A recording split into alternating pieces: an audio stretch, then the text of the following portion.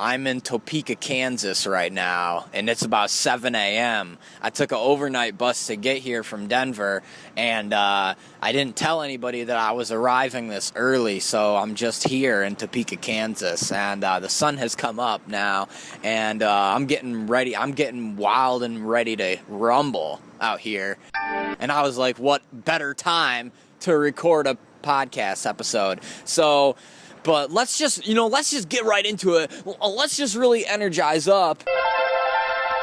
I got this question about what apps do you use? My initial response is like, not that many. I don't know. I don't really use apps. And it's kind of funny because it's like, apps? What the heck is that? But no, I do use some apps, I guess. One of the apps that I use the most is just this one. It's called Hamhorn, and it was shown to be me by Lindsay Colarachi when I was visiting Philadelphia in June, because she used it at the beginning of her set, her poetry reading. She went up to the mic and she just hit this app, and what it is, it's a rap air horn sound effect, but you hit the button on the screen and it makes this rap air horn sound. It's a pretty good app. It's a pretty good app because you can just hit that at any point, and it's just kind of a little pump up on the spot. So that brings a lot of value to my life, and so therefore that's one of the main apps that I have on my home screen. Now, another main type of app that I have, but I have two of these, is moon apps, and these keep me updated on the moon phases, the current moon phases. They're both just called Moon, and they're both good in different ways. The one of them, which has like a purple background in the picture, it gives me more detailed information about the upcoming days, and like it's going to be at this percentage on this day, and then this percentage full on the next day, and then this percentage full on the next day, and it even has the moon rise and moon set times. Now that's very valuable if you really want to get in there and look at the data, because it will teach you stuff about, the patterns. You can look every month and learn from the patterns about when the moon rises and sets in different phases and stuff, because it does correlate. A lot of people don't realize this. A lot of people think that the moon is just out at random times of the day. It's not true, The waxing moons rise earlier and set earlier, and the waning moons rise and set later. So if you're seeing a moon early in the morning, that morning moon, that's probably a waning moon, most likely. It's later in the cycle. And if you're seeing one in like the afternoon or early evening, that's usually a waxing moon. That's on the way toward becoming a full moon. And then, full moons, they generally get so that they're about halfway across the sky at midnight, based on my understanding. And I need to learn more specifics, but anyway, something that I did once with this moon app knowledge is that I was actually making it a point every night to see the moon rise. Now that's very powerful, because most people in their life, it's quite rare to see the moon rise, and of course, oftentimes places you can't see low enough to the horizon, so you can't even tell where the moon's gonna be, and it's sometimes hard to see the moon rise. But even if you catch it within the first hour or something, it's gonna be a low moon, it's gonna be big, it's gonna be yellow or orange or something like that, And so I was consistently going out there like half an hour after the moonrise or something, and like looking around and trying to find it last fall when I was on my dad's farm, and it was consistently there, or maybe it would be a little hazy behind some clouds or something, but it was like, wow, if I just keep this awareness and I put in this effort to actually go out and look at it, it's there, it's there. It's not like we are only allowed to see the moon once in a while if we're lucky rising. It's like, no, actually, if we make an effort and get the information, we can actually consistently see the moon rise, or at least somewhat consistently. And that's what I learned last year too, doing my I was watching every sunset, and I was documenting every sunset, and my roommate now, E.E. Scott has been documenting every sunrise. That seems a little harder in my opinion because you have to get up, because she often gets up and then goes back to sleep. And I don't know if she's been consistently doing it, because we kind of share a bedroom currently. Not quite, but I live in the closet. At the new Boost House location, I'm living in the walk-in closet because I wanted a small ass room, because I don't have much stuff, and I thought it would be kind of funny but also actually practical if I just live in a walk-in closet, or even just a normal closet that has enough room for me to lie down. I think my actual ideal bedroom long term would be like Harry Potter style, like under the stairs closet. That's my ideal for one day. But anyway, a lot of times I'm lying there in the morning in that closet, and Emily's in the main part of the room, and her alarm goes off a lot of times, and it doesn't seem like she's getting up. So I'm like, she's missing that sunrise. But, maybe she is actually getting up, and who knows? I'm not fully conscious all the time when this is happening, so shouts out. But anyway, the Moon app is great. What else? I do use some social media apps, obviously. I use Instagram and Twitter the most, sometimes Facebook Messenger.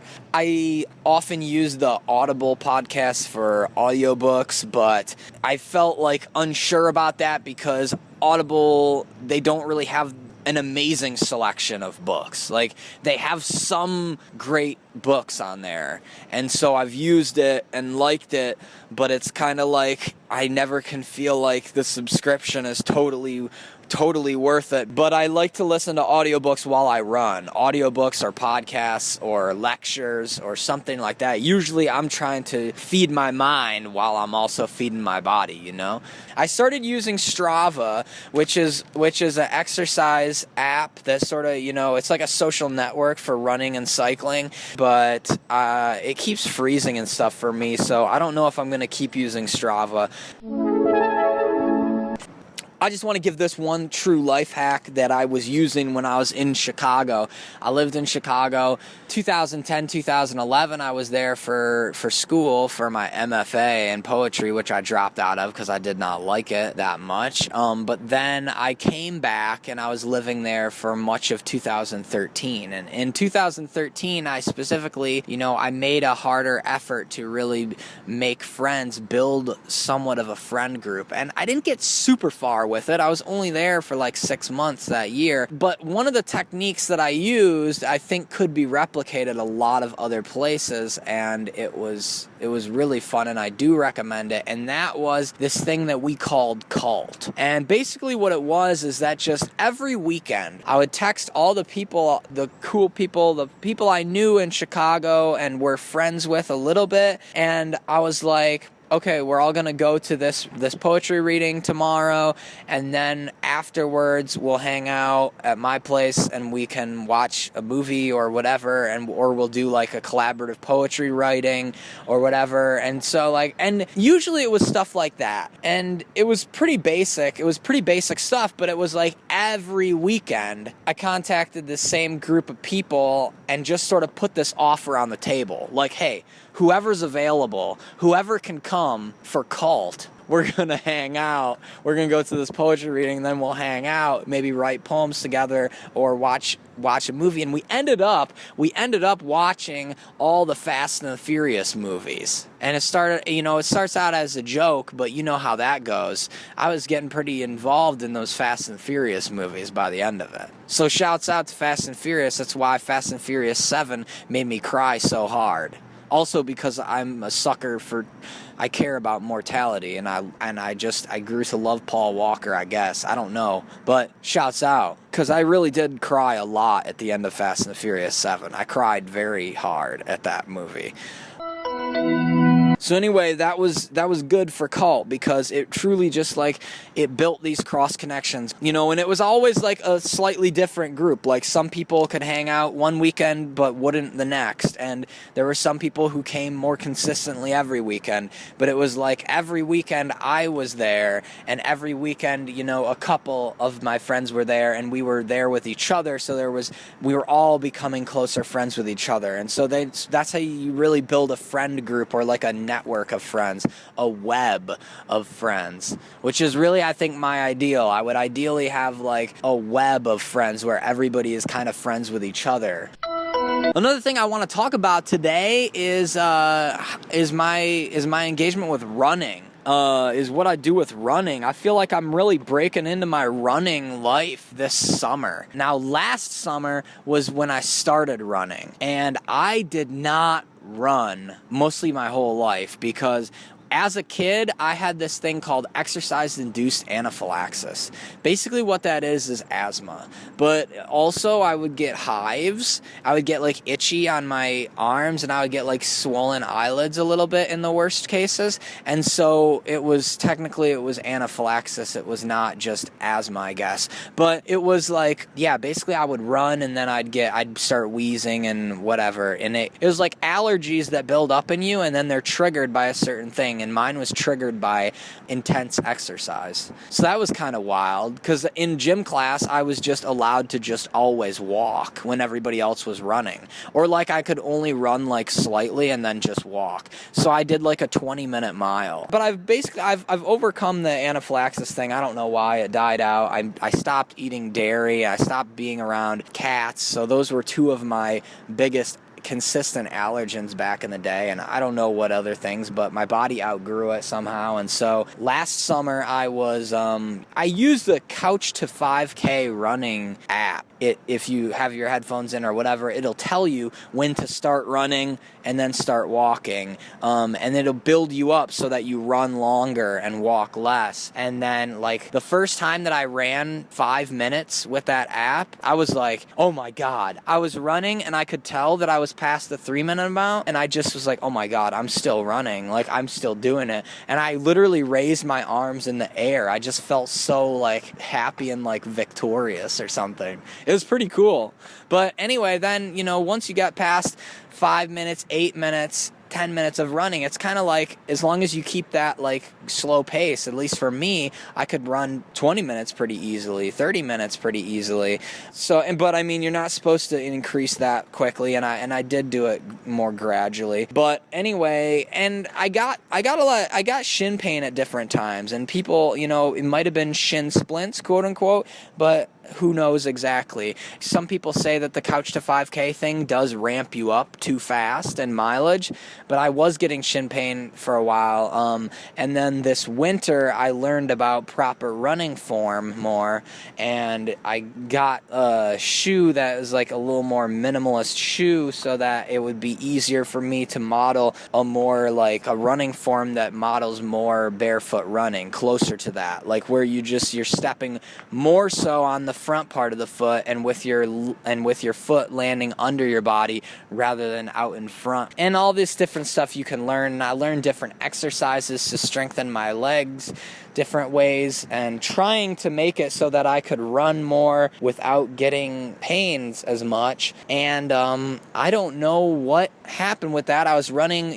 kind of inconsistently throughout the spring, on and off, here and there. And then this summer, I started running more consistently than ever, especially because late June, early July, I was in sad moods. And it was like running was the best part of the day because I knew that running makes me feel better, like physiologically, like in my body. So like even if I'm sad in my head, it can at least be a boost that it's like, nice, I feel good. And so that's why I started really running consistently this summer, but then I've kept it up even though my mood has gotten quite a bit better since the beginning of the summer.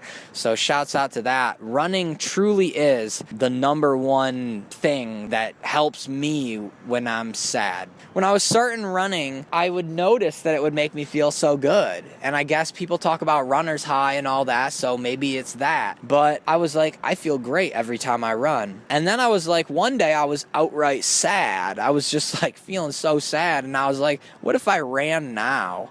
Like, how would my body deal with that? Like, can it really make me feel good when I feel like this? And it actually did pretty much make me feel good, even though I felt pretty shitty at the beginning.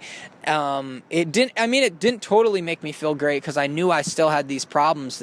I was still able to think about the same sad things at the end. But it's sort of like, it just sort of transformed my perspective a little bit, that I was feeling a lot more constructive about my problems by the end of it. I felt like capable rather than feeling defeated by them. I was like getting constructive about how I was going to work on this stuff. Shouts out to running. Truly has been a great boost in my life. One of the biggest boosts that I've experienced, and I've been running more consistently than ever this summer, and I got up to some 1 hour runs recently, and so that's pretty exciting. And it's fun running in Tucson because it's so hot, and so I'm just like drenched in sweat by the end, which is kind of fun as well. Anyway, though, I would like to get more friends about running. I would like to have some friends who run consistently and who tell me about it, and who maybe I can talk to about it, like, or maybe people I can go on runs with when I'm touring. Like, if I come to your area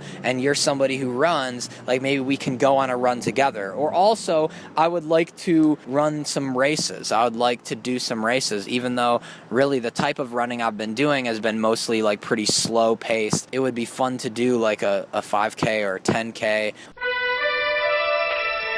There's a thing I want to talk about today, and I tried to record a bigger, broader discussion of this whole topic, but I just want to try to go more narrow and see if I can express this thing I've been thinking about, and that is this thing about self-improvement. And I overall am a sucker for a lot of self-improvement stuff. I feel that self-improvement should be able to be a good, pure, wholesome, truly good and potentially radical thing, to be here and want to be the best version of myself, for others and for myself, and really it's a spiritual thing for me. And really it's how can I be, somebody, if I was raised to be a man and I want to not be a man in the shitty ways. For me, that, for example, is part of self-improvement. And also just health-related stuff, like running, like eating a lot better, and also how I deal with my emotions and which emotions I focus on and why. And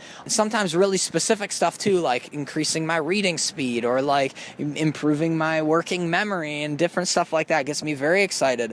But one thing that I want to talk about just briefly is that a lot of times with self-improvement stuff and with motivational speech type stuff, you run into stuff where it's soaked in capitalist ideology.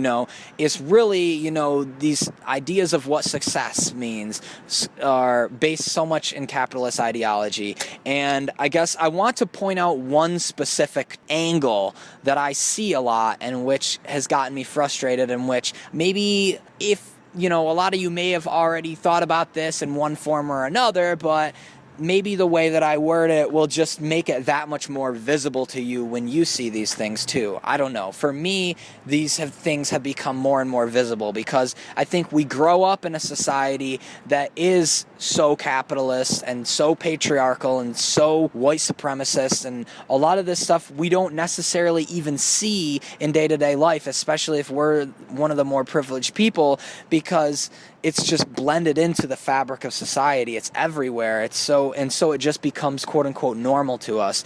And so one of the things that I would point out is this trope that happens in a lot of motivational speeches and stuff, or different talks, like stuff in TED Talks. This happens a lot. Basically, there's this situation outlined in society or whatever within a certain area where it's out of 100 people, most people are not happy, not successful, quote unquote, not healthy. And the speaker often then just frames it in this way, how do we become the successful ones? If there's only a few people who really get what they want in life, how do we make sure it's us? And that just seems totally wrong-headed to me. I can relate to it a bit, especially if you started off lower in the social classes, and it's of course, you gotta get fed up with eating shit after a while and you wanna raise yourself up. I guess that makes sense. But it's overall, we gotta be pissed that only a few people can succeed out of 100. We got to be pissed that there are literally people starving, literally people without homes, people who are sick, people who are dying so early, so unnecessarily, that so much of the society is sick and unhealthy. And it's like, how can you look at this situation and only be concerned about, how do I get to that top percentage? It just gets oftentimes very selfish. And it's not always purely like that, but it's just kind of like, we got to be concerned about the overall setup. I think one of the big moves of capitalist ideology is to get everybody focused on how can I be a success within this system, rather than why does the system only let a few people be successful. Anyway, I don't know. I need to learn more about capitalism still. I need to get better at seeing it everywhere. And I'm sure if somebody listening to this has thought about this a lot more than me and maybe sees capitalism in more places than me, might say that I'm ignorant because I'm saying this critical thing of something about capitalism and the way it works, but then something else I'm saying might be still embodying this capitalist ideology in a way I don't even recognize. And I'm trying my best to learn it and figure it out. But shouts out. Well, thank you so much for listening. I'm bringing a different type of energy every day. Some of these days where I have the list of questions, I'm just like, okay, I'm going to talk about this, then I'm going to talk about that, then I'm going to talk about that, the end. And then the other days, sometimes I feel truly rambunctious and truly like I'm getting on all these different joke lines. But reading in Kansas tonight, I'm going to do the best I can. Gonna do the best I can in Kansas. Oh yeah. Bye for now.